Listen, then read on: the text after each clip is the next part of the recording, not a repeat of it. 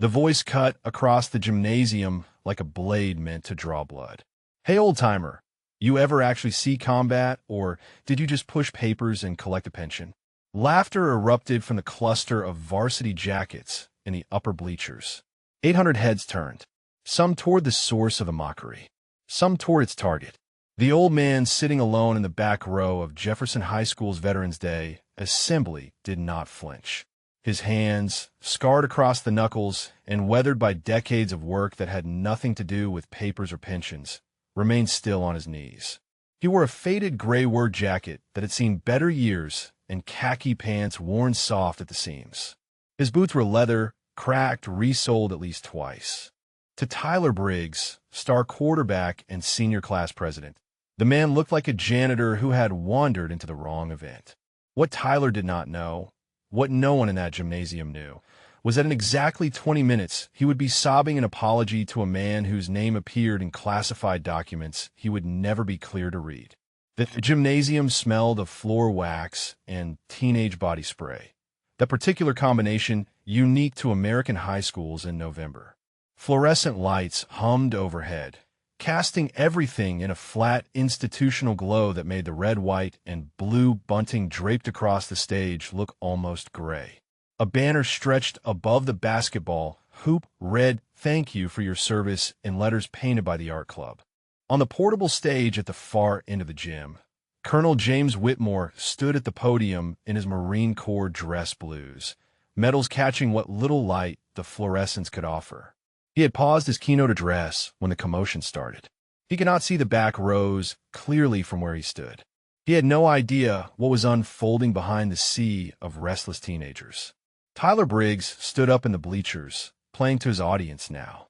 His Letterman jacket stretched across shoulders built for Friday night glory, and his smile carried the easy confidence of a boy who had never once been told no by anyone who mattered. "Come on," he called out, his voice carrying in the acoustic trap of the gymnasium. "I asked you a question. You deaf too?" More laughter from his friends. A few uncomfortable shifts from students who sensed something wrong but lacked the courage to name it. Coach Dennis Waller, athletic director and keeper of Tyler's scholarship prospects, smirked from his position against the wall and said nothing. The old man lifted his head slowly, his eyes pale blue and carrying the kind of distance that comes from seeing things most people only read about, found Tyler across the expanse of the gym. When he spoke, his voice was quiet, soft, the kind of voice that made you lean in to hear it. "Yes, sir," he said. "I saw combat." Tyler's grin widened. He had his hook now, his moment, his performance. "Oh yeah? What unit? Let me guess. You were probably typing up reports while real men were fighting." His friends howled. Someone shouted stolen valor loud enough to echo. If you're watching this story from anywhere in the world, we would love to know where you're joining us from today. Drop a comment below and tell us your city or country. Stories like this one, stories about courage and sacrifice and quiet heroes, they happen in every community. You might have someone just like this man in your own neighborhood, someone whose appearance hides an extraordinary truth. If these kinds of stories speak to you, please consider subscribing to our channel. Now, let us continue with what happened next in that gymnasium. The old man's posture shifted almost imperceptibly, his spine straightened by perhaps half an inch. His shoulders drew back in a way that looked less like defense and more like muscle memory. "Force recon," he said. The words carried no boast. "No pride. Just fact." Tyler blinked. "Force what?" "Force reconnaissance," the old man repeated. "United States Marine Corps." Tyler had no idea what that meant. Neither did most of the students watching. But Principal Margaret Shun, standing near the gymnasium doors, felt her blood run cold. Her father had served in Vietnam. He had spoken of force recon exactly once, in hushed tones usually reserved for ghost stories. She began moving toward the back of the gymnasium.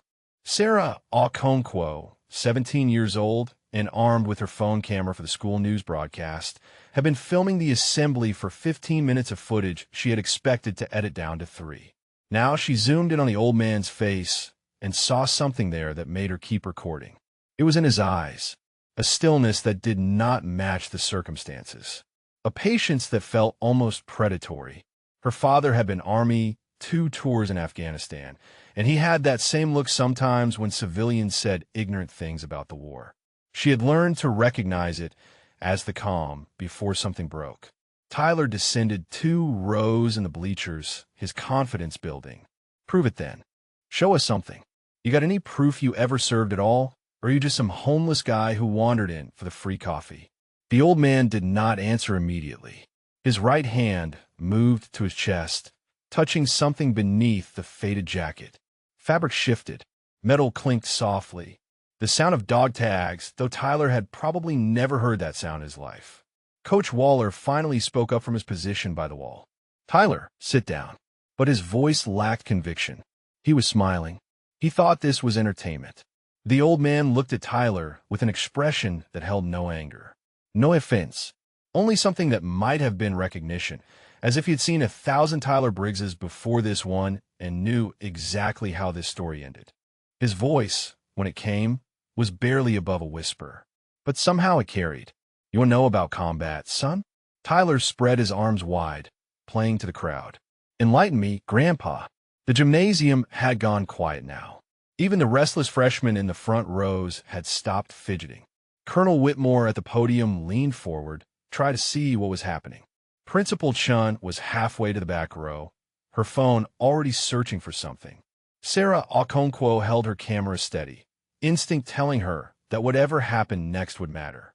The old man's pale blue eyes held Tyler's stare without wavering. "I could tell you about combat," he said softly, "but the men who should tell those stories cannot speak anymore. And that is why I do not talk about it much." Something flickered across Tyler's face. The first crack in his performance. But he had committed too deeply to back down now. And his friends were watching, and the girl he liked was 3 rows over, and Tyler Briggs had never once in his 17 years admitted he was wrong about anything. So he made the mistake that would change everything. He walked up the bleachers toward the old man, his hand already reaching out, demanding proof that this homeless-looking stranger had ever served anything except coffee at a VA cafeteria. Behind him, 800 witnesses held their breath, and none of them had any idea what they were about to see. 6 hours earlier, when the November sky was still black and the frost on the grass crunched beneath his boots, Elias Vance had stood before 2 headstones in the quiet section of Riverside Memorial Cemetery. The larger stone read Miriam and Vance, beloved wife and mother, 19482019. The smaller one beside it, weathered by fewer years but somehow looking older in its tragedy, read Thomas Elias Vance, our sunshine, 19781986. 8 years old. Leukemia had taken him in 11 months. Miriam had lasted another 33 years carrying that grief before her heart simply decided it had carried enough. Elias lowered himself to one knee, his joints protesting the cold in ways they never had when he was young and indestructible and running through jungles with 60 pounds on his back. He touched the frost on Miriam's stone and felt it melt beneath his fingertips. "Morning, sweetheart," he said softly. "Morning, Tommy." He came here every day, rain or shine, snow or heat. 4 years now since Miriam passed, and he had not missed a single morning. Before that, he had come with her, the 2 of them standing together before their son's grave, holding hands, saying nothing because there was nothing left to say that they had not already said 1,000 times in the dark. The invitation had arrived 3 days ago. "Jefferson High School requests your presence at our annual Veterans Day Assembly." They had sent it to the VA, where he volunteered twice a week, helping younger veterans navigate the paperwork nightmare of benefits claims and disability ratings. Someone there had put his name on a list. Someone thought he might like to attend. Elias had almost thrown it away. He did not attend ceremonies. He did not march in parades. He did not wear his medals or his pins or any of the things that marked him as what he had been. That man felt like someone else now. Someone who existed in files and memories and the fading recollections of men who were dying off one by one, taking their secrets with them. But this morning, kneeling before Miriam's grave, he had thought of Raymond. Raymond Solis would have wanted him to go. Raymond, who had believed in ceremony and honor and showing up even when it hurt. Raymond, who had made Elias promise to live when the blood was pumping out between his fingers and the light was leaving those brown eyes forever. Raymond, who had been 22 years old and brave beyond measure and dead for 56 years now. I think I will go to that assembly today, Elias said to the headstones. Tommy would have been 45 this year. He might have had kids of his own. They might have been in high school.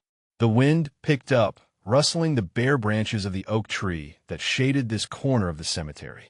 Elias chose to believe it was an answer. He arrived late to Jefferson High School because he had stopped at a red light and watched a young mother cross the street with 2 children, a boy and a girl, and he had sat there through 3 green lights just watching them walk away. The parking lot was full, so he parked on a side street 2 blocks away and walked.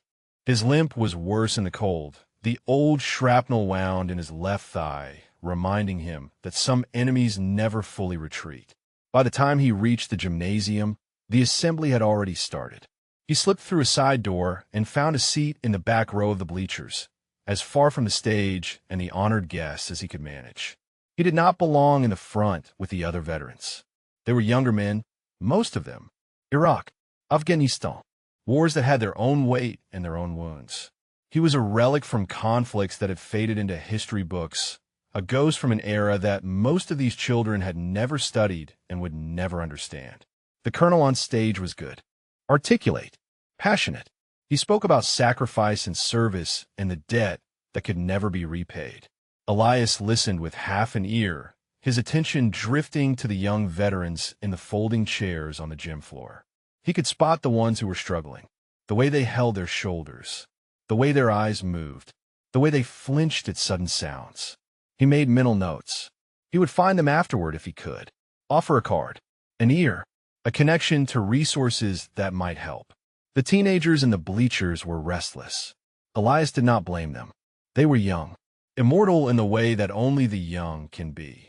They had never held a dying friend, never made a promise they would spend a lifetime trying to keep, never learned that some prices cannot be calculated until the bill comes due decades later in the quiet hours of the night. His hand moved unconsciously to his chest, pressing against the 2 sets of dog tags that hung beneath his shirt. His own, worn smooth by 50 years against his skin, and Raymond's, still carrying traces of the perfumed river mud that had caked them when Elias pulled them from his friend's broken body in the rubble of Hugh City. 16.4637 degrees north, 107.5909 degrees east. The coordinates were tattooed on his right forearm, hidden now beneath the sleeve of his jacket. Below them, the date, March 3rd, 1968. Below that, 2 letters, R.S., Raymond Solis, the first name in a litany of ghosts that Elias carried everywhere he went. He was thinking about Raymond, about the way the morning light had looked coming through the shattered walls of the citadel, about the sound of his friend's voice saying, "Tell my mother I was brave," when the voice cut across the gymnasium. "Hey, old-timer, you ever actually see combat, or did you just push papers and collect a pension?" Elias raised his head slowly. A boy in a Letterman jacket was standing in the bleachers across the gym, grinning, playing to his friends. The laughter that followed was sharp and cruel in the way that only teenage laughter can be. Elias looked at the boy and saw 100 boys just like him. Boys who had never known fear. Boys who thought war was a video game and veterans were props in their performative patriotism.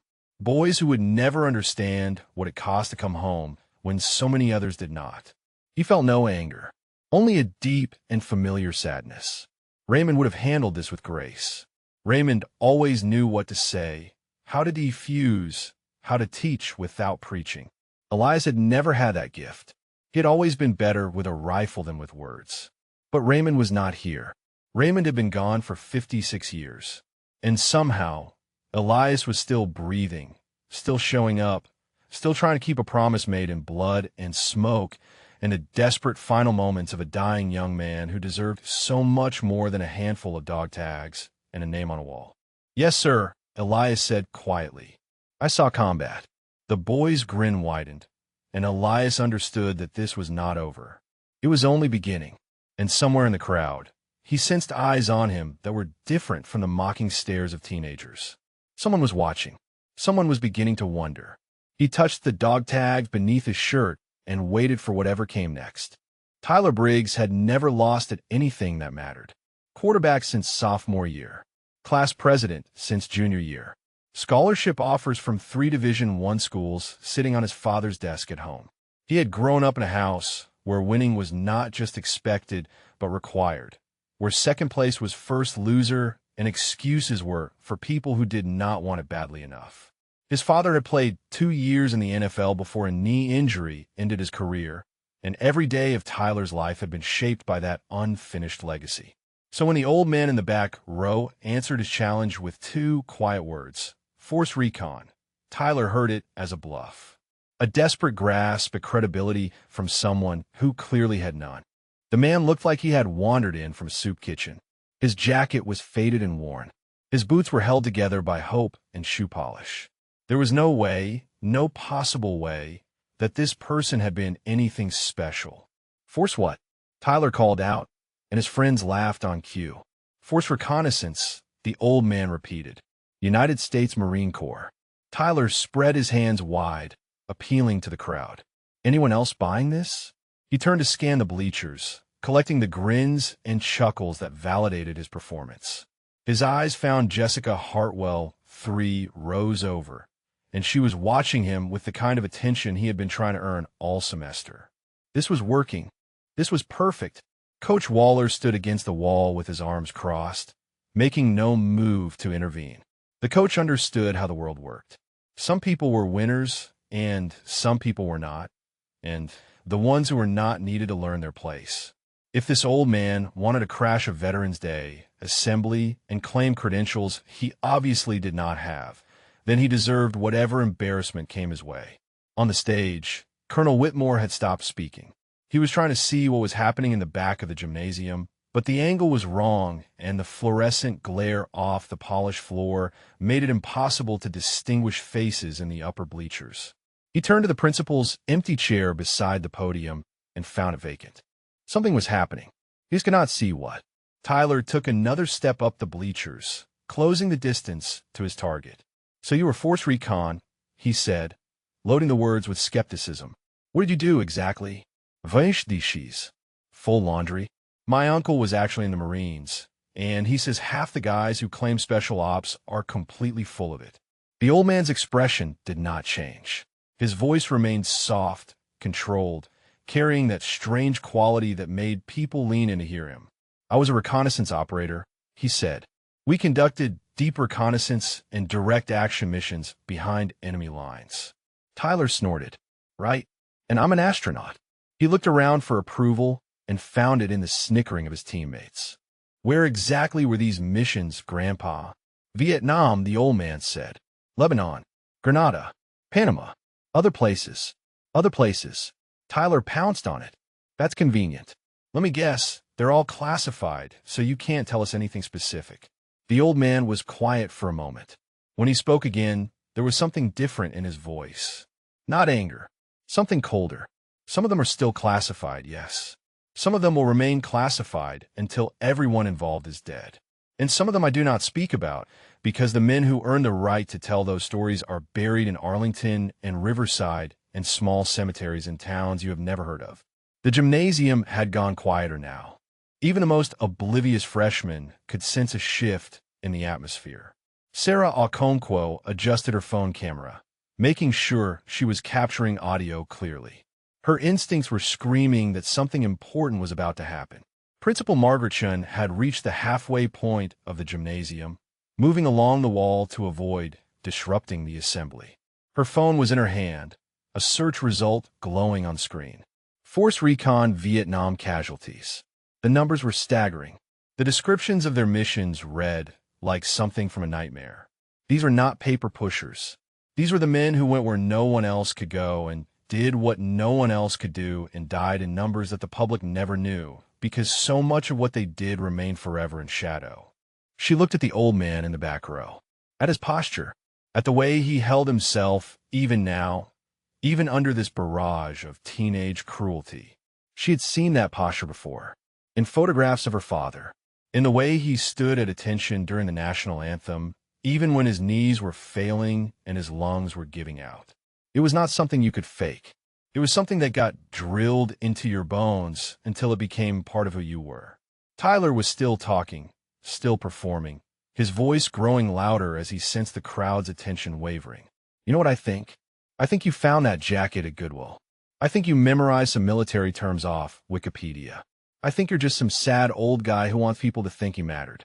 The old man looked at Tyler with those pale blue eyes that seemed to see straight through him. I do not need you to think I'm mattered, son. I know what I did. I know who I served with. I know their names and their faces and the sound they made when they died. I carry them with me every single day. Your opinion does not add to that weight, and it does not subtract from it. Something flickered in Tyler's expression, the faintest crack in his armor of certainty. But he had come too far to back down now. His friends were watching. Jessica was watching. His whole identity was built on never showing weakness, never admitting doubt, never letting anyone see him lose. "Prove it," he said, and started walking up the bleachers toward the old man. "You want us to believe you were some kind of war hero? Prove it. Show us something real." Coach Waller finally stirred against the wall. "Tyler, sit down." But his voice carried no authority, and Tyler did not even glance in his direction. Sarah Okonkwo tracked Tyler's movement with her camera, then panned back to the old man. In the viewfinder, she could see what Tyler could not. The old man's right hand had moved slightly, pushing back the cuff of his sleeve by perhaps an inch, just enough to reveal the edge of something on his forearm. Dark lines against weathered skin. The beginning of ink that disappeared under fabric. Sarah zoomed in. Numbers. Coordinates. And below them, letters she could not quite make out. Her heart began to pound. She had seen tattoos like this before. On her father's chest. On the arms of his friends who came to the house for barbecues and sat in silence sometimes, staring at nothing, lost in places no one else could follow. Those were not decorations. Those are memorials. She pulled out her earbuds and whispered urgently to the sophomore beside her. "Go get the colonel. Right now. Tell him he needs to come to the back of the gym." The sophomore looked confused, but saw something in Sarah's face that made him move without question. He slipped out of the bleachers and headed for the stage. Tyler was 5 rows away from the old man now. 4, 3, and he had no idea what he was walking into. The smell hit him first. It always did. Cordite and copper and something burning that might have been flesh or might have been the ancient wood of the Citadel walls or might have been his own sanity going up in smoke.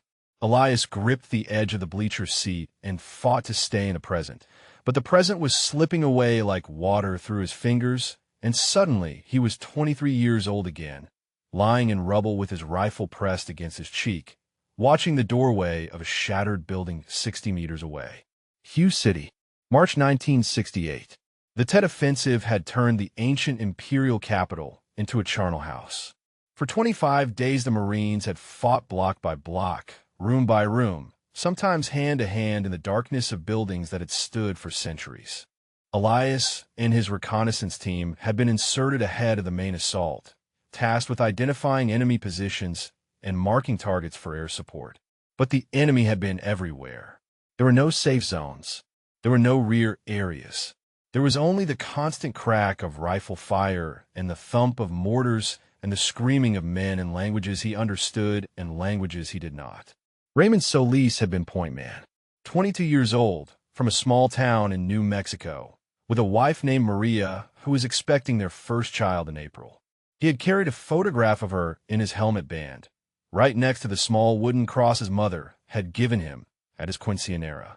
Raymond was the best point man Elias had ever worked with. He could sense danger before it materialized, could read a room through walls, could move through darkness like he had been born in it. Everyone in the team knew that Raymond was going to make it home. Raymond was too good, too careful, too blessed by whatever saints watched over warriors in the night. They had been clearing a building near the Citadel's southeastern wall when it happened. The structure had been a school once, before the shells had torn away half the roof and the fire had blackened what remained. They had cleared the ground floor twice. They had checked every corner, every doorway, every shadow that might hide an enemy. Raymond had given the all clear. He had stepped through a doorway into what had been a classroom, and the sniper's bullet had taken him through the throat. Elias had been 3 steps behind him. He heard the shot and saw Raymond spin and fall, and then he was moving without thought, years of training taking over while his conscious mind screamed denial. He dragged Raymond behind a collapsed wall, while bullets kicked up dust around them. He pressed his hands against the wound and felt the blood pumping out between his fingers, hot and impossibly fast. Raymond's eyes found his, wide with surprise more than pain, and his lips moved, but no sound came out except a wet gurgling that would haunt Elias for the rest of his life. 90 seconds. That was how long it took. 90 seconds of holding his best friend while the life drained out of him, and there was nothing, absolutely nothing, that all his training and all his skill and all his desperate prayers could do to stop it. Raymond's hand found his arm and gripped it with failing strength. His lips moved again, and this time Elias leaned close enough to hear the whisper that rose from somewhere deeper than the ruined throat. "Tell my mother I was brave, Spectre." Those were his last words. His hand relaxed. His eyes went fixed, and Elias Vance knelt in the rubble of a destroyed school in a burning city 10,000 miles from home, holding the body of the best man he had ever known, and something inside him cracked so deeply that it would never fully heal. He had stayed with the body. That was against protocol. That was suicide in an active combat zone. But he could not leave Raymond alone in the dark. He could not let the enemy take him. So he stayed, and when they came to investigate, he killed them. 3 of them in the first hour, 2 more before dawn. He held that position for 31 hours until the Marines finally pushed through and found him, still kneeling beside Raymond's body, still holding his rifle, covered in blood and dust, and the ashes of everything he had believed about fairness and justice, and the lie that good men did not die young. They gave him a Silver Star for that, for killing 7 enemy soldiers and holding a position that allowed the Marines to flank the sniper nest that had pinned down an entire company. They gave him a medal and a commendation and 3 days of rest before they sent him back out into the nightmare. He never told them the truth. He never told anyone that he had not held that position for tactical reasons. He had held it because he could not leave his friend, because abandoning Raymond's body would have meant admitting that he was really gone, because some part of him had believed, right up until the moment the corpsman finally zipped the bag, that if he just stayed close enough and prayed hard enough, Raymond might open his eyes and grin and ask what took them so long. The gymnasium swam back into focus. Elias realized his hands were shaking. The boy in the Letterman jacket was still approaching, still talking, his words distant and meaningless like the buzzing of insects. The smell of cordite had faded, replaced by floor wax and teenage cologne. But Raymond's face remained, superimposed over everything like a photograph burned into his retinas. "Tell my mother I was brave." Elias had kept that promise. He had flown to New Mexico on his first leave after the battle and stood on Maria Solis's doorstep with his dress uniform pressed and his medals polished and his heart broken beyond any hope of repair. He had told her that Raymond was the bravest man he had ever served with, that he had died saving lives, that his last thoughts had been of her and the baby she carried.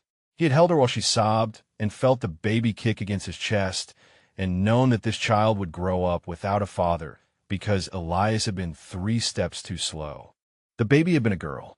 Raymond never knew. Maria named her Esperanza. Hope.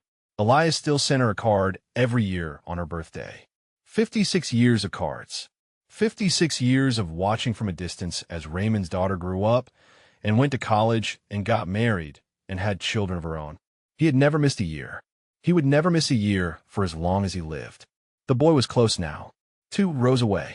His hand was reaching out, demanding proof, demanding validation, demanding that Elias perform his trauma for the entertainment of teenagers who could not begin to comprehend the weight of what they were asking. Elias looked at the boy and saw every young man he had ever failed to protect, every name on every wall, every ghost that walked beside him through the quiet hours of the night. He touched the dog tags beneath his shirt, his own and Raymond's. "Still here, brother," he whispered, too soft for anyone else to hear. "Still trying."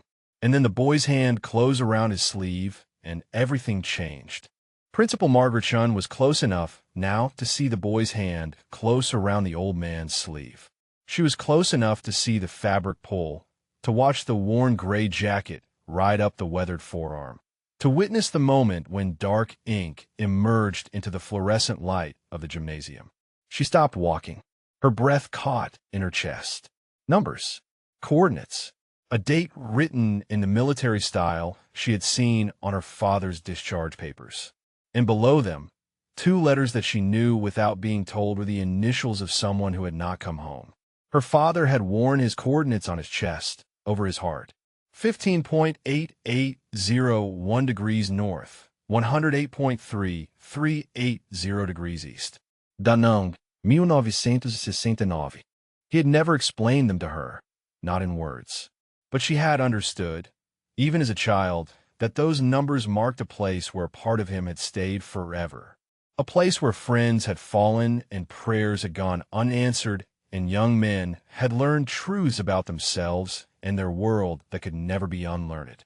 She looked at the old man's face and saw her father's eyes looking back at her. That same distance, that same weight, that same quiet endurance of a burden that could never be set down. Tyler Briggs was still talking, his voice carrying the brittle confidence of someone who sensed he was losing his audience but could not figure out why. "What's this supposed to be?" he demanded, pointing at the exposed tattoo. "Some coordinates you found on the internet. Anyone can get a tattoo, old man. That doesn't prove anything." The old man did not pull his arm away. He did not react to the boy's grip on his sleeve. He simply looked down at the numbers etched into his own flesh. And when he spoke, his voice was so quiet that Margaret had to strain to hear it. 16.4637 degrees north, he said. 107.5909 degrees east. Hugh City, the Citadel. March 3rd, 1968. Tyler's grip loosened slightly. The specific precision of the recitation had caught him off guard. This was not the vague bluster of a man making things up. This was the cold, clinical delivery of someone reading coordinates off a targeting computer. "The date is when my best friend died," the old man continued. "The initials are his. R.S. Raymond Solis. Corporal, United States Marine Corps. 22 years old. He had a wife named Maria and a baby on the way that he never got to meet. He was the finest point man I ever served with, and he took a sniper round through the throat 3 steps ahead of me because I was too slow to see the shooter first." The gymnasium had gone completely silent. Even the restless freshmen in the front rows had stopped fidgeting. On the stage, Colonel Whitmore was descending the steps, moving toward the center aisle with purpose. He still could not see clearly what was happening, but he could hear the change in the room's acoustics. Something had shifted, something important. Sarah Okonkwo held her camera steady, tears pricking at her eyes. She thought of her father's friends, the ones who came to the house and sat in the backyard, and sometimes cried without warning or apology. She thought of the names they spoke in hushed tones, the brothers they had lost, the weight they carried so quietly that most people never even noticed it was there. Tyler released the old man's sleeve and took a half step backward. His face had gone pale. The performance was crumbling, and he did not know how to recover. He glanced toward his friends in the bleachers, seeking support, but they were not looking at him anymore. They were looking at the old man. Coach Waller had finally pushed himself off the wall. He was moving toward the back of the gym, but slowly, reluctantly, like a man approaching a situation he wanted no part of. His smirk had vanished. Even he could read the room well enough to know that the dynamic had changed irrevocably. Principal Chin stepped forward, inserting herself between Tyler and the old man. "That is enough," she said, her voice carrying the authority of someone who had spent 30 years managing teenagers and their cruelties. "Tyler, return to your seat." Tyler looked at her with something like relief. An exit had been offered, a way to retreat without admitting defeat. He opened his mouth to accept it, to slink back to his friends and pretend this had never happened. But the old man spoke first. "It is all right, ma'am," he said, and something in his voice made everyone freeze. The boy asked a question. He deserves an answer.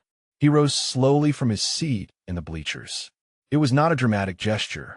It was simply the movement of an old man standing up, joints protesting, back straightening by degrees. But there was something in the way he moved that transformed the action into something else entirely. The stoop disappeared. The shoulders squared. The chin lifted. And suddenly the man in the faded jacket did not look like a janitor or a vagrant or someone who had wandered in from the cold. He looked like exactly what he was. "My name is Elias Vance," he said, and his voice carried across the silent gymnasium with the precision of someone who had spent decades issuing orders and conditions where being heard meant the difference between life and death. "Master Gunnery Sergeant, United States Marine Corps, retired. I serve in force reconnaissance from 1965 to 1991. I completed 3 tours in Vietnam, and I participated in operations in Lebanon, Grenada, Panama, and other locations that remain classified to this day." Tyler's face had gone from pale to white. His friends in the bleachers were motionless, frozen in the sudden understanding that they had made a terrible mistake. "You asked if I ever saw combat," the old man continued. He took a step forward, and Tyler took a step back. "You asked what I did. You asked for proof." He reached up with his left hand and pulled the collar of his shirt aside. A scar ran from just below his left ear down to his collarbone, thick and ropey, the kind of mark left by shrapnel that had come within an inch of ending everything. "I have been shot twice. I have been hit by shrapnel 4 times. I have held 7 men while they died, including the best friend I ever had.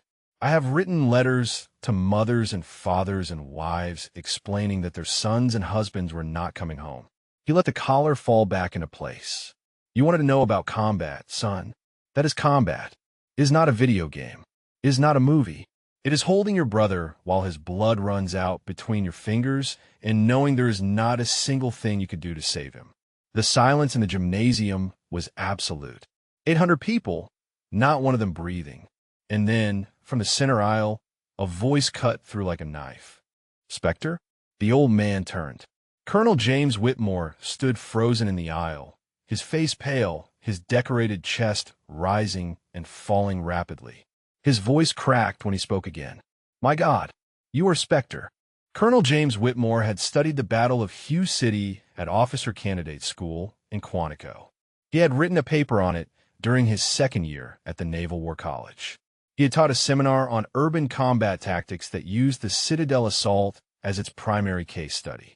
For 30 years, he had held up the actions of certain force recon operators during that battle as the gold standard of what courage and sacrifice looked like when everything went wrong and death was the only rational expectation. One name had appeared again and again in the declassified after-action reports. One call sign had become legend among the men who studied such things. Spectre, the operator who had held a position for 31 hours with nothing but a rifle and a dead friend's body, killing 7 enemy soldiers and providing the intelligence that allowed the Marines to break through the southeastern wall. The operator who had refused evacuation until Raymond Solis was recovered. The operator who had gone back into combat 3 days later and continued fighting for another 23 days until Hugh City was finally secured. James Whitmore had always assumed Spectre was dead. So many of them were dead. The force recon operators of that era had suffered casualty rates that would have been considered catastrophic in any other unit. The ones who survived the war often did not survive the peace, claimed by the slow attrition of wounds both visible and invisible. To find one of them here, in a high school gymnasium, being mocked by a teenager who could not begin to comprehend what he was looking at, felt like watching someone spit on a cathedral. The colonel walked forward, his dress shoes clicking against the polished gymnasium floor. The crowd parted before him without being asked. Students pressed back against the bleachers. Teachers stepped aside. Even Tyler Briggs, pale and shaking now, scrambled out of the way as the decorated Marine officer approached the old man in the faded jacket. Whitmore stopped 3 feet away. Up close, he could see it all. The bearing that decades of civilian life had not erased. The scars visible at collar and cuff. The eyes that had seen things no classroom could teach and no textbook could describe. The dog tags hanging beneath the worn shirt. 2 sets where there should be one. "Master Gunnery Sergeant Vance," he said, and his voice carried the formal cadence of military address.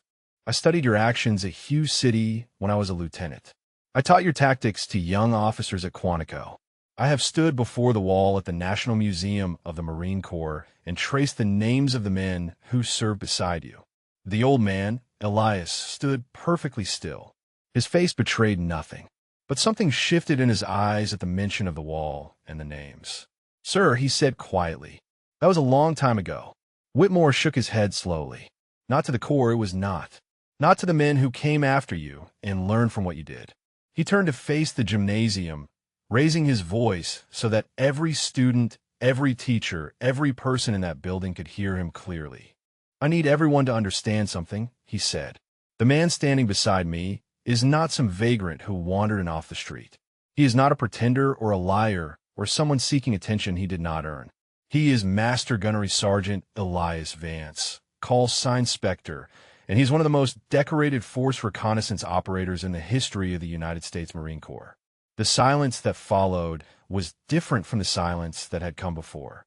This was not the hush of anticipation or the quiet of shock. This was the absolute stillness of 800 people realizing simultaneously that they had witnessed something extraordinary and failed to recognize it. Sarah Okonkwo's hands trembled as she held her camera. Tears streamed down her cheeks, but she did not lower the phone.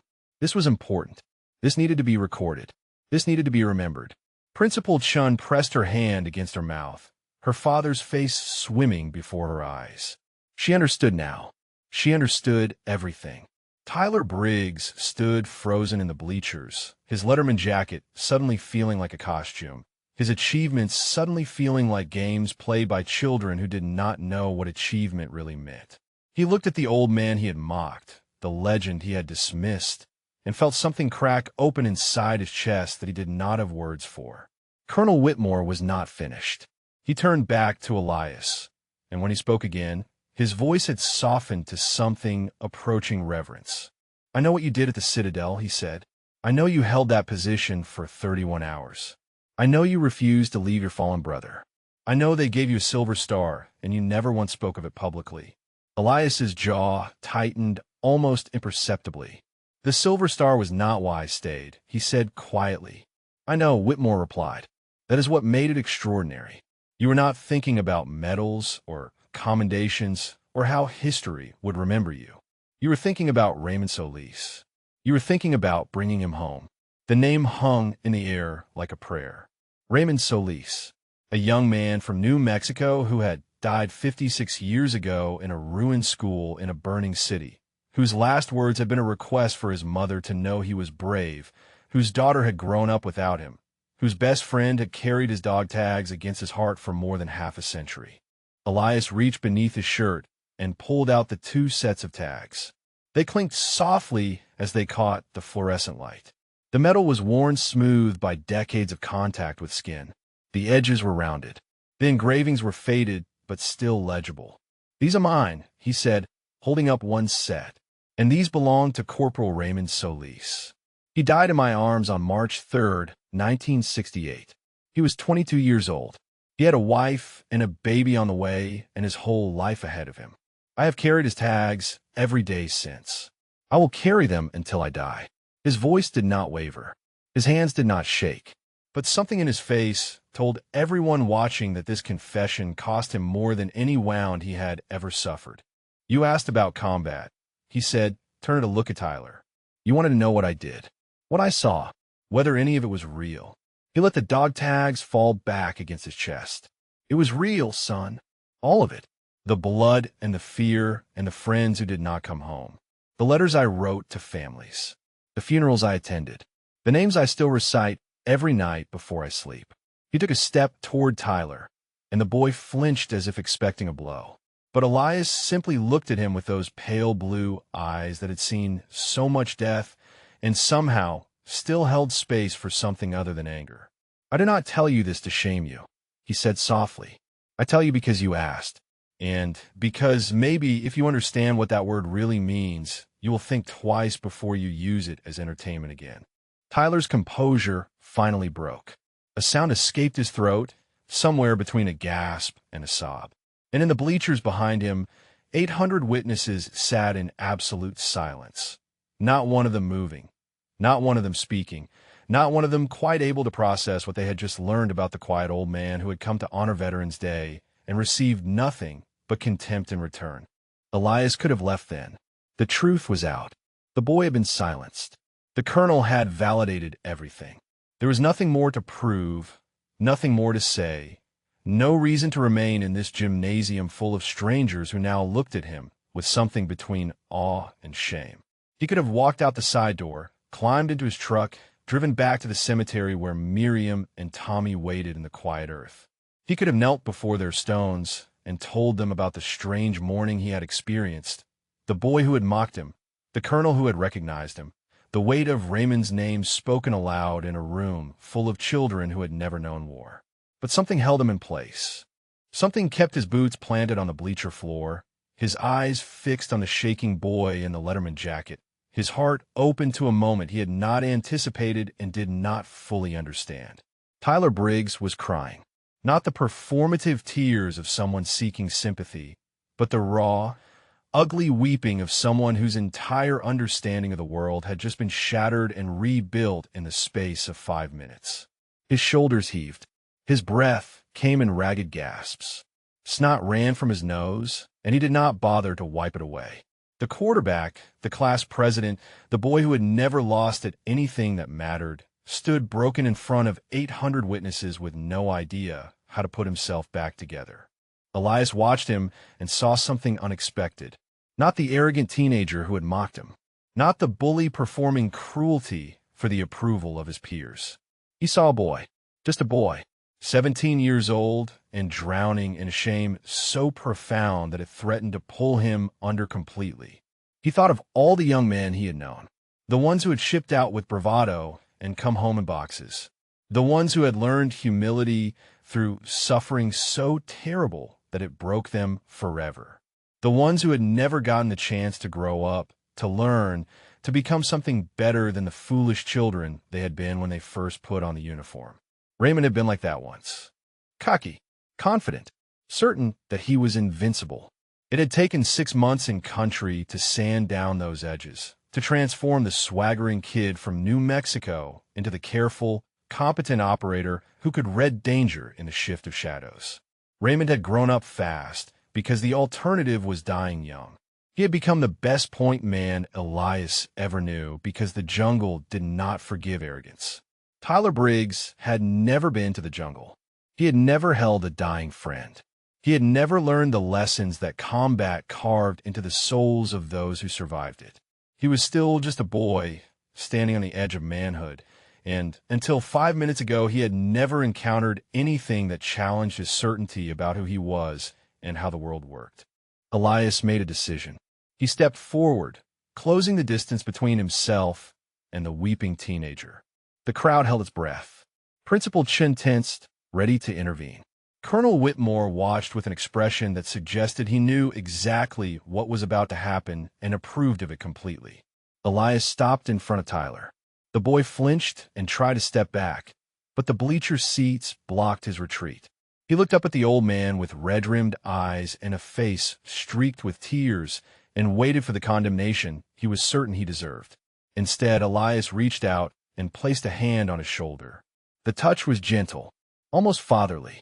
It carried none of the violence that Tyler had braced himself to receive.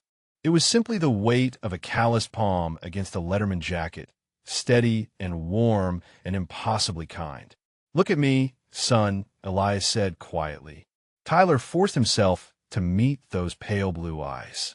He expected to find anger there, or contempt, or the cold satisfaction of a man who had just humiliated his tormentor. Instead, he found something that broke him open all over again. He found forgiveness. "I have seen a lot of young men make mistakes," Elias said. "I have made plenty of my own. The measure of a man is not whether he stumbles.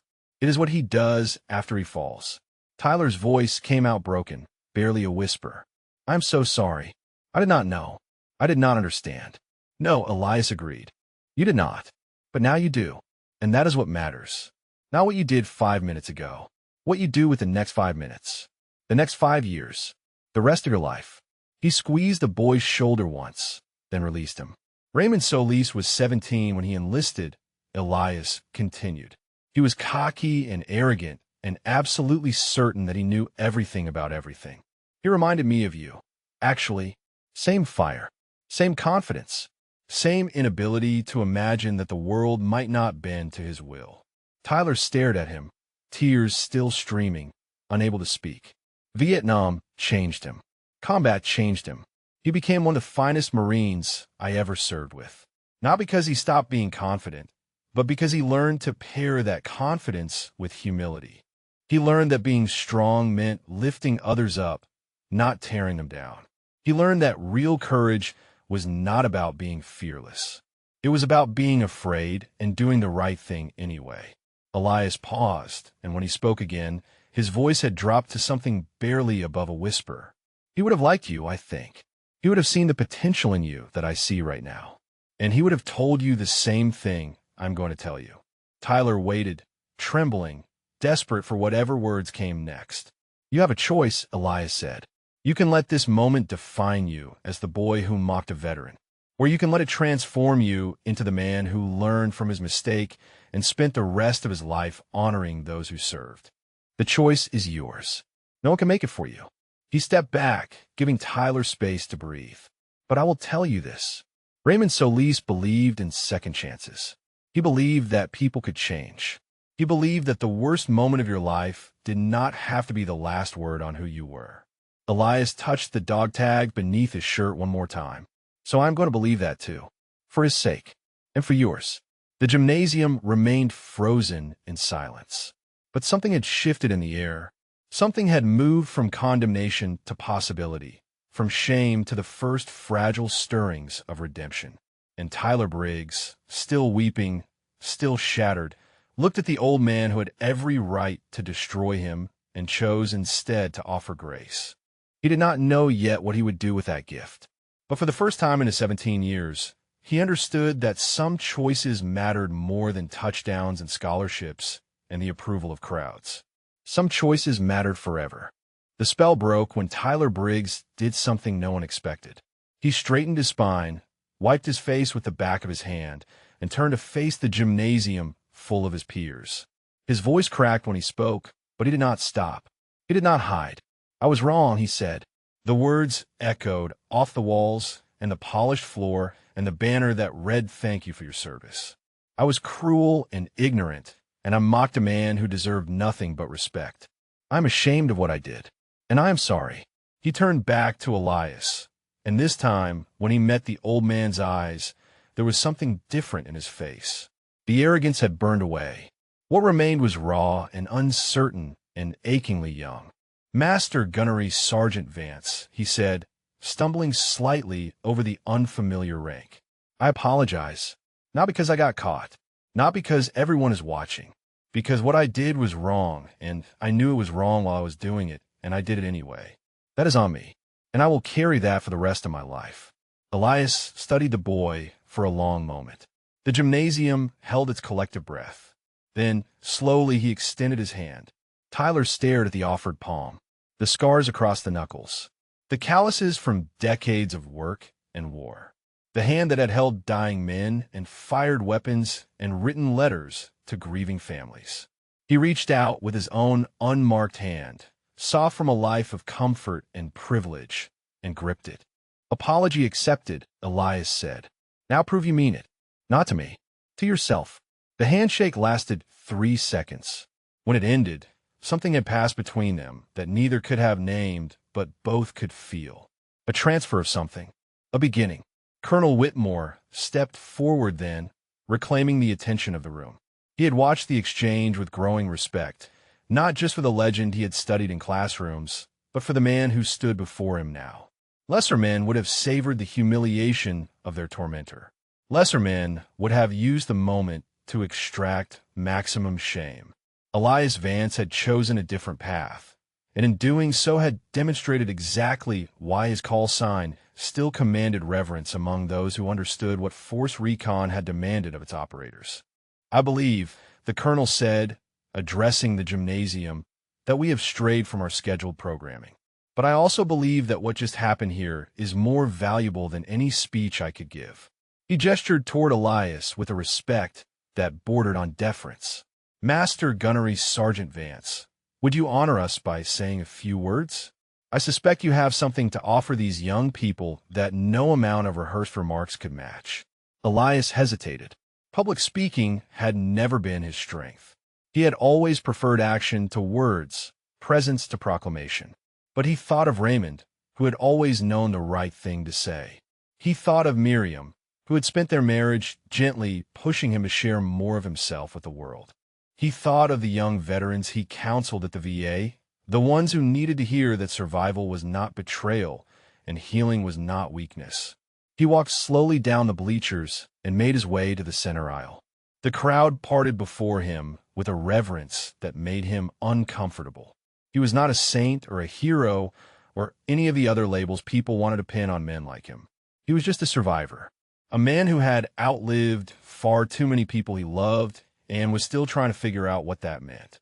He reached the front of the gymnasium and turned to face 800 faces staring back at him with expressions ranging from awe to guilt to desperate curiosity. He had no prepared remarks. He had not expected to speak at all, but the words came anyway, rising from somewhere deep and true. I did not come here today looking for recognition, he began. I came because a friend of mine would have wanted me to. He believed in honoring service. He believed in showing up even when it was hard. He has been dead for 56 years, but I still try to live by what he taught me. He paused, gathering himself. You're going to hear a lot of speeches today about sacrifice and duty and patriotism. Those are good words, important words. But I want to tell you something that no speech can capture. His voice dropped, and somehow that made everyone lean in closer to hear. Every veteran you pass on the street has a story. Some of those stories are classified. Some of them are too painful to tell. Some of them will go to the grave with the men and women who lived them.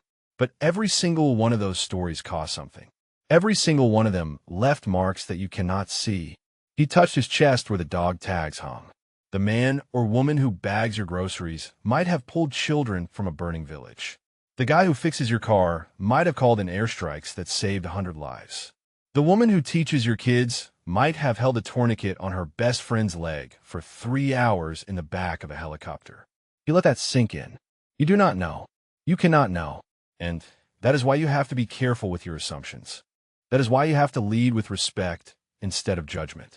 He looked at Tyler, who stood frozen in the bleachers, absorbing every word.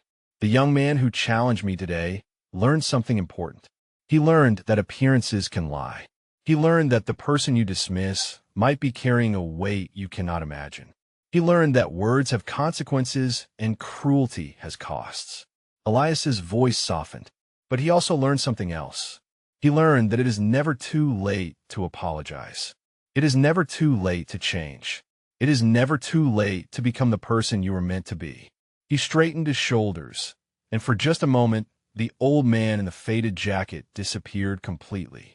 In his place stood a force reconnaissance operator, a combat veteran, a man who had walked through fire and somehow emerged with his soul intact. I have made mistakes in my life, he said. Plenty of them. I have failed people I loved. I have carried guilt that nearly destroyed me. But I'm still here. Still trying, still showing up. He looked out at the sea of young faces. That is all any of us can do. Show up, try, fail, try again, and never, ever give up on the possibility that tomorrow can be better than today. The silence that followed was not the silence of shock or shame. It was the silence of 800 people holding something precious and fragile and not wanting to break it with sound. Then, from somewhere in the back of the gymnasium, someone began to clap. The clapping started with a single pair of hands somewhere in the upper bleachers. A girl whose brother was deployed to Kuwait, though no one in the gymnasium knew that except her. She had listened to her parents cry at the kitchen table when they thought she was asleep. She had watched her brother's face change on video calls, watched the light dim in his eyes as the months stretched on. She understood, in a way that most of her classmates could not, what it meant to carry a weight that no one else could see. She stood up as she clapped, and the sound echoed in the vast space like the first drop of rain before a storm. Then another student stood, a boy whose grandfather had served in Korea and never spoken about it until the dementia took him and the memories came flooding out in the middle of the night, terrible and vivid and 50 years too late. He had sat by his grandfather's bed and listened to stories of frozen hills and friends who never came home. And he had wept for the young man his grandfather had been and the silence he had carried for so long. Then another, and another, and another. The standing spread through the bleachers like a wave. Students rose to their feet, some clapping, some simply standing in silence. All of them looking toward the old man at the front of the gymnasium with expressions that ranged from respect to reverence to something approaching wonder. The teachers stood. The administrators stood. The veterans in the folding chairs on the gymnasium floor rose one by one, some of them weeping openly, some of them standing at attention in the way their bodies remembered even when their minds had tried to forget. Colonel Whitmore stood with his hand over his heart. Principal Chun stood with tears streaming down her face, thinking of her father, wishing he could have seen this moment, knowing somehow that he would have understood exactly what it meant. Sarah Okonkwo stood with her camera still recording, capturing every second of what she already knew would be the most important footage she would ever film. And Tyler Briggs stood in the bleachers where he had delivered his mockery just minutes before, his face still wet with tears, his hands pressed together in applause that he hoped might begin to atone for the cruelty he had inflicted. The standing ovation lasted for 3 minutes. No one counted. No one checked their phones. No one shifted impatiently or whispered to their neighbors. They simply stood, 800 people united in a single gesture of recognition for a man who had asked for nothing and received everything. Elias Vance remained at the front of the gymnasium, his hands at his sides, his face unreadable. He did not smile. He did not wave. He did not perform gratitude for the crowd the way a politician or celebrity might have done. He simply stood there and let the moment wash over him, accepting it without seeking it, receiving it without needing it. Inside, something was shifting. Something that had been locked away for a very long time was beginning to move. He had spent 56 years believing that he did not deserve recognition. He had survived when better men died. He had come home when Raymond stayed forever in that ruined school in Hugh City. He had lived through decades that his brothers never saw, watched his son grow sick and die, buried his wife, aged into an old man who talked to headstones and carried dog tags that belonged to ghosts. The guilt had been his constant companion, the certainty that he had no right to honor, no claim to gratitude, no place among the celebrated when so many who deserved celebration were gone. But standing here now, watching 800 strangers rise to their feet for a man they had not known existed 15 minutes ago, something in that certainty began to crack. Raymond would have wanted this, he thought, not the recognition for its own sake, but the teaching that came with it. The boy who had learned humility, the students who had learned respect, the moment that might ripple outward into changes none of them could predict. Raymond had always believed that everything happened for a reason. Elias had never quite managed to share that faith, not after watching so many good men die in ways that seemed utterly senseless. But perhaps there was something to it after all. Perhaps he had survived all these years not as punishment, but as purpose. Perhaps he had been kept alive so that one day, in a high school gymnasium in November, he could stand before a generation that had never known war and show them what it looked like to carry its weight with dignity. The applause finally began to fade. One by one, people lowered themselves back into their seats. The gymnasium settled into a different kind of silence than before, a silence that felt sacred rather than shocked. Colonel Whitmore approached Elias and extended his hand. The two men shook, and in that grip was a recognition that transcended rank and generation and the decades that separated their service. Master Gunnery Sergeant, the colonel said quietly, "It has been the honor of my career to meet you." Elias looked at the younger man, this officer who had studied his actions in classrooms and taught his tactics to lieutenants, and felt something he had not felt in a very long time. Connection, recognition, the sense that he was not alone in the long work of remembering. "The honor is mine, Colonel," he said. "You have built something good here today. These young people will not forget what they learned." Whitmore nodded slowly. "Neither will I," he said. "Neither will anyone who was in this room." He turned to address the gymnasium one final time. "I believe," he said, "that we have experienced something extraordinary today, something that no amount of planning or programming could have created. I want to thank Master Gunnery Sergeant Vance for his service, his wisdom, and his grace." He paused, and when he spoke again, his voice carried the weight of everything he had witnessed. "And I want to ask all of you to remember this moment. Remember what it felt like to stand. Remember why you stood. And carry that feeling with you when you leave here today." The gymnasium remained silent, 800 hearts beating in unison, 800 minds imprinted with a memory that would last the rest of their lives.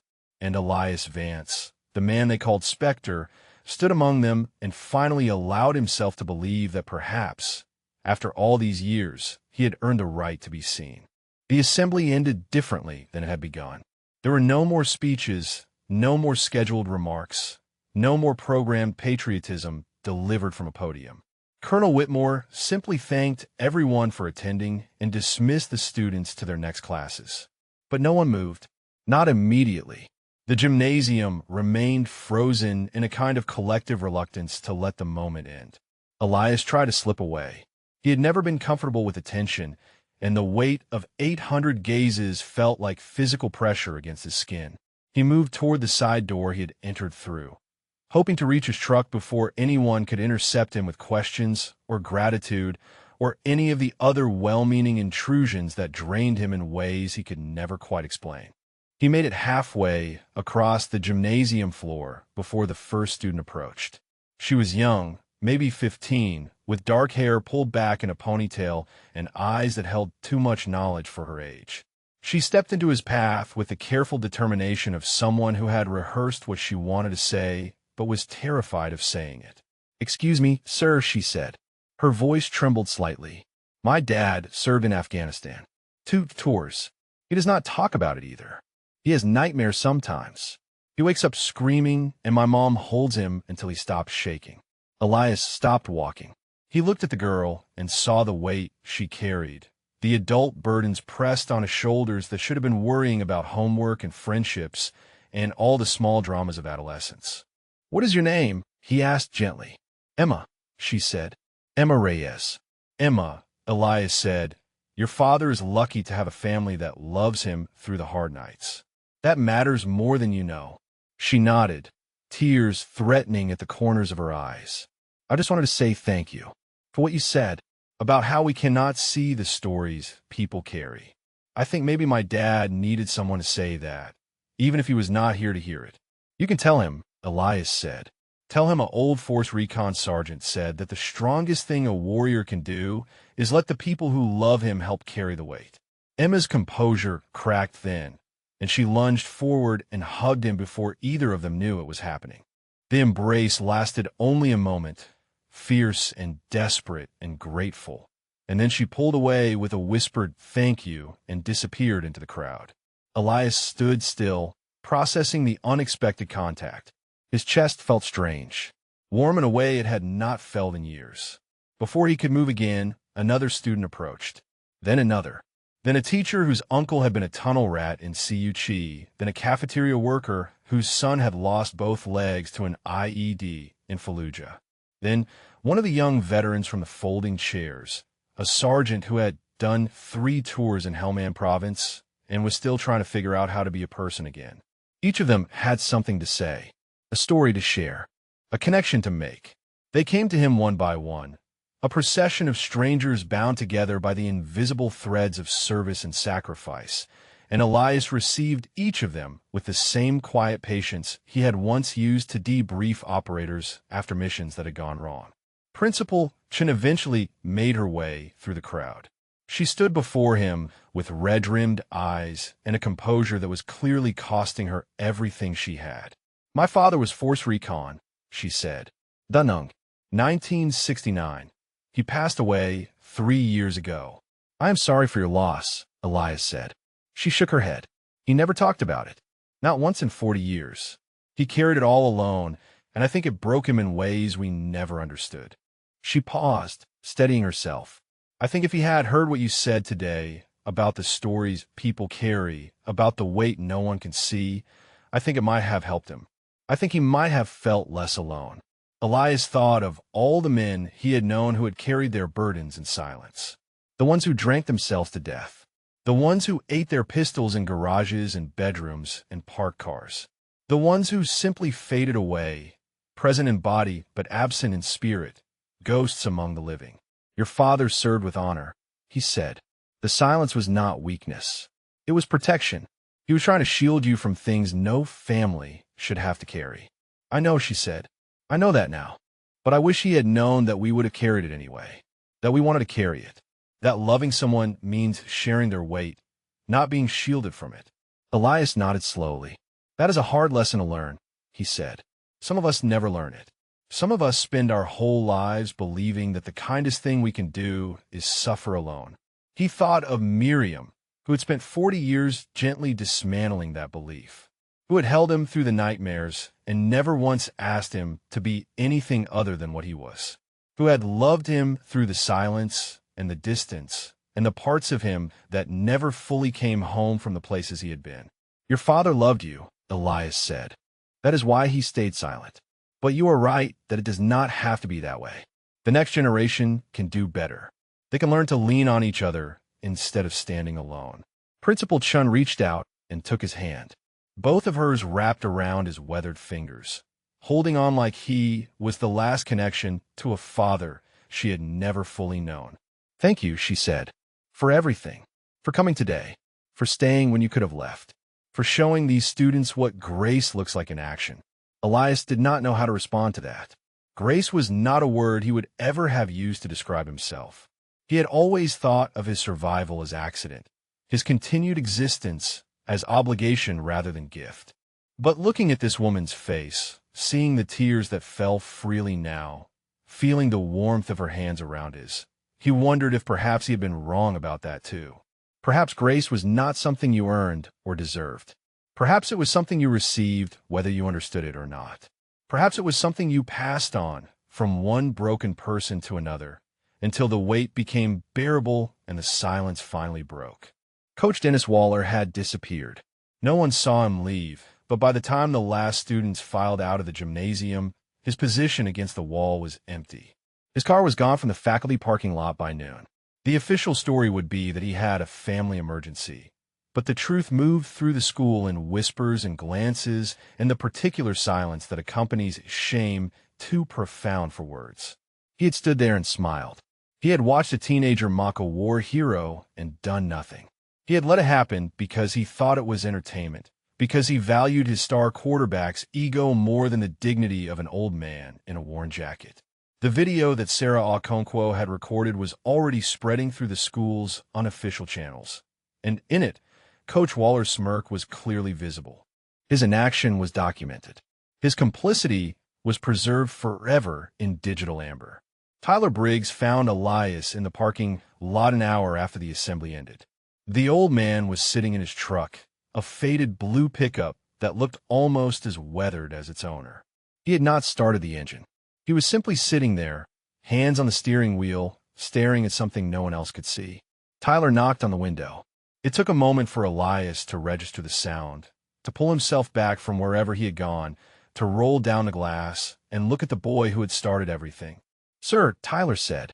His voice was hoarse from crying. I know you already accepted my apology. I know you said I need to prove it to myself. But I wanted to ask you something. Elias waited. Tyler swallowed hard. I want to know how. How do I become the kind of man you described? The kind who lifts people up instead of tearing them down? The kind Raymond became? The question hung in the November air, sincere and desperate and impossibly young. Elias studied the boy for a long moment. He saw the red-rimmed eyes and the tear-stained cheeks and the way Tyler's hand was shaking at his sides. He saw the arrogance that had been stripped away and the raw vulnerability that remained. He saw, beneath all of it, something that might one day become character if it was given the chance to grow. You start by listening, Elias said finally. You find someone who has walked the road you want to walk, and you listen to them. Not to argue, not to prove yourself, just to learn. Tyler nodded rapidly, hanging on every word. Then you serve, Elias continued. Not for recognition, not for reward. You find something bigger than yourself, and you give it everything you have. The military is one way. There are others. What matters is that you stop asking what the world can give you and start asking what you can give the world. He paused, considering his next words carefully. And you fail. You fail over and over again. You make mistakes, and you own them, and you learn from them, and you try again. That is the only way any of us become anything worth being. Through failure, through falling, through getting back up, even when everything in you wants to stay down. Tyler was silent for a moment, processing. Then he asked, did you fail? Even after you became who you became? Elias almost laughed, but it came out as something closer to a sigh. Son, I have failed more times than I can count. I failed to save Raymond. I failed to protect my men on missions that went wrong. I failed my wife by closing myself off for years at a time. I failed my son by not being present enough when he was alive and then not being able to save him when he got sick. His voice cracked slightly on the last part, but he pressed on. Failure is not the opposite of success. It is the price of it. Every man I respect has failed. What made them worthy of respect is that they kept going anyway. Tyler stood in silence, absorbing the weight of what he had been told. Then he straightened his shoulders in a way that looked almost like he was coming to attention. I want to enlist, he said. After graduation, I want to serve. I want to become someone Raymond would have been proud of.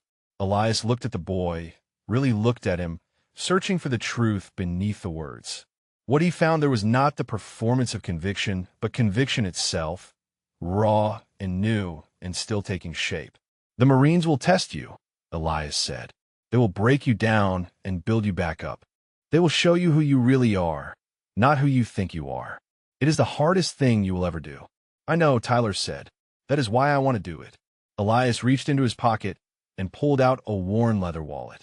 From it, he extracted a card, plain white with a phone number written in careful block letters.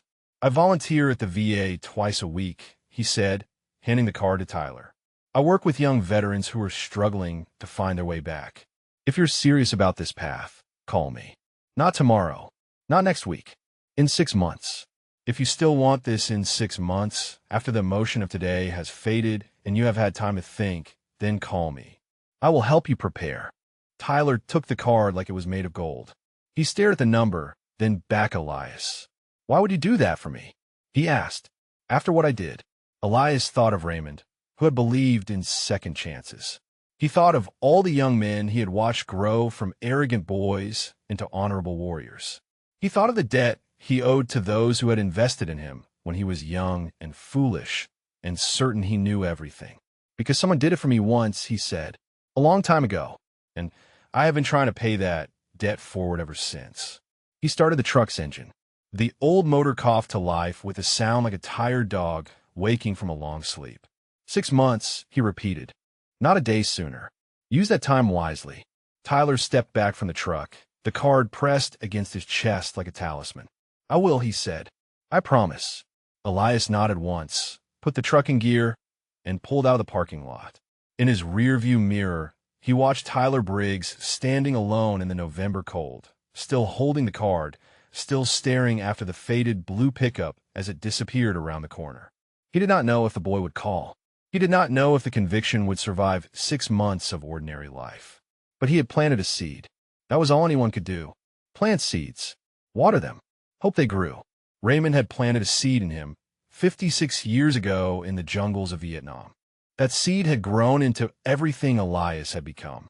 Maybe today, without planning it, without seeking it, he had done the same for someone else.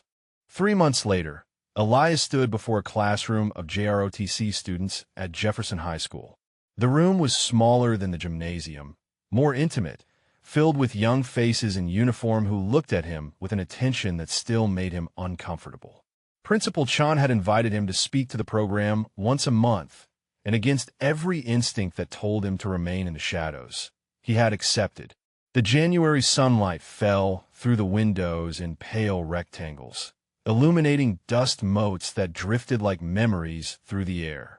On the wall behind him hung photographs of former students who had gone on to serve, some of them smiling in dress uniforms, some of them memorialized with gold stars beside their names. Elias had studied those photographs before the students arrived. He had learned their names. He had added them to the roster he carried in his heart.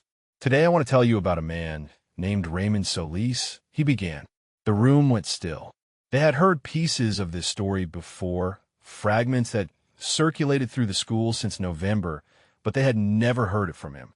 He told them everything. Not the sanitized version, not the heroic narrative that the newspapers would have printed, but the truth. The fear and the chaos and the way blood looked in the morning light of a ruined city. The sound of Raymond's last breath. The weight of his body as Elias dragged him to cover. The 31 hours that followed. Each minute an eternity. Each heartbeat a question he could not answer. He told them about the guilt that had followed him home. The years of silence. The marriage that had survived despite his distance. Held together by a woman whose love was stronger than his walls. The son he had lost to illness, the wife he had lost to time, the long, slow process of learning to live with loss instead of being destroyed by it. When he finished, the room was silent. Some of the students were crying. Others sat rigid, processing, trying to reconcile the stories they had heard about war with the reality of the man standing before them. In the front row, Tyler Briggs sat in his own JROTC uniform. Pressed and perfect, his posture straight, his eyes fixed on Elias with an intensity that spoke of transformation. He had joined the program 3 days after the assembly. He had thrown himself into it with the same fierce determination he had once reserved for football. His grades had improved. His attitude had changed. The coaches and teachers who had known him before said it was like watching a different person emerge from the shell of the old Tyler. He had not called Elias yet. 3 more months remained on the timeline. But Elias saw him twice a week now, in this classroom, absorbing everything, taking notes, asking questions that revealed a mind genuinely hungry to understand. After the session ended, Tyler approached him while the other students filed out. I have been volunteering at the VA on weekends, Tyler said. Just administrative stuff. Filing. Answering phones. But I've been listening to the veterans who come in. Hearing their stories. Elias nodded. That is good. Listening is the first step. Tyler hesitated, then pulled something from his pocket. It was a photograph, worn at the edges from handling. A young man in marine dress blues, smiling at the camera with the invincible confidence of youth. I found this online, Tyler said. It is Raymond. For his boot camp graduation. Elias took the photograph with trembling fingers. He had not seen this image in decades.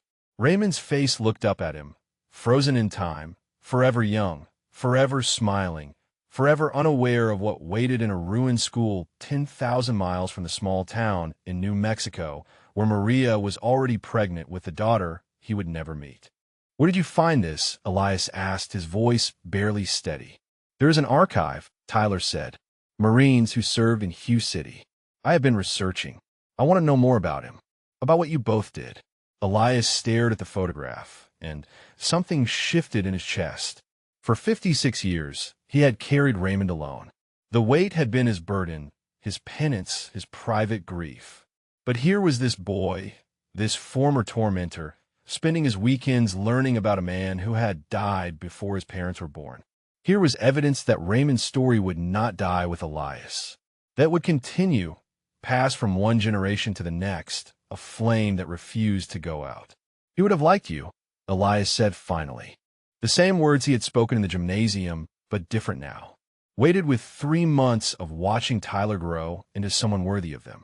Tyler's eyes glistened. I hope so, he said. I am trying to become someone he would have been proud of. Elias handed the photograph back. Keep it, he said. Let it remind you why you are doing this. Let it remind you that every choice you make honors someone who did not get the chance to make choices of their own. Tyler took the photograph and held it carefully, reverently, like the sacred object it had become. 3 more months, Elias said. Then call me. We will start preparing you for what comes next. Tyler nodded, unable to speak. He turned and walked out of the classroom, the photograph pressed against his heart. Elias stood alone in the empty room, surrounded by the faces of young warriors on the walls, bathed in the pale January light. He thought of Miriam and Tommy, waiting for him in the quiet earth of Riverside Memorial. He thought of Raymond, whose smile he had just seen for the first time in decades. He thought of all the names he carried, the weight that had threatened to crush him for so long. The weight was still there. It would always be there, but it felt different now. Lighter, somehow.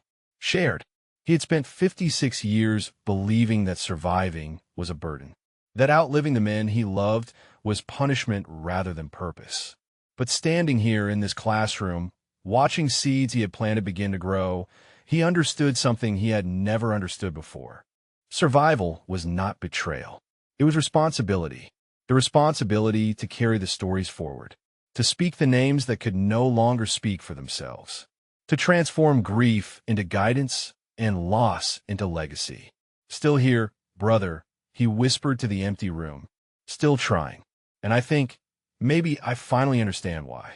If this story moved you, if it reminded you that heroes walk among us in forms we do not always recognize, please consider subscribing to our channel. And right now on your screen, you will see another incredible story waiting for you. Click it, watch it, and remember that every person you pass on the street has a story. Some of them might just be legendary. Thank you for watching, and thank you for remembering.